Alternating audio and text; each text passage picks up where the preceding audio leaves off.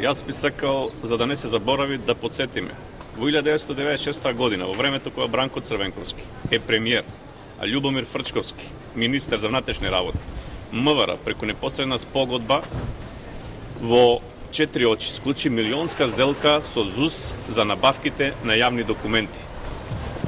Медиумите пренесуваат дека само за оваа сделка владата на Бранко Црвенковски тогаш го оштетува Министерството за внатрешни работи со цели 30 милиони марки.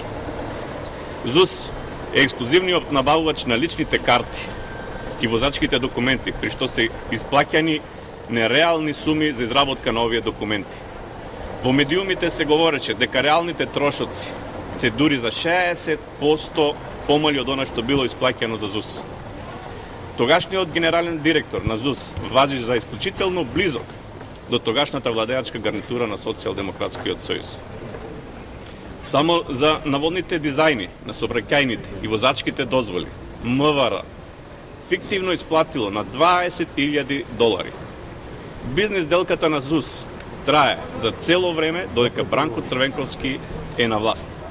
Само за оваа сделка МВР, како што пренесуваат медиумите, е оштетено за 30 милиони марки, како и во сите други случаи во периодот на транзицијата на Бранко Црвенковски. Наместо овие пари да се вложат за привлекување на инвестиции или изградба на училишта, болници, тие завршуваат во джеповите на лицата блиски до власт.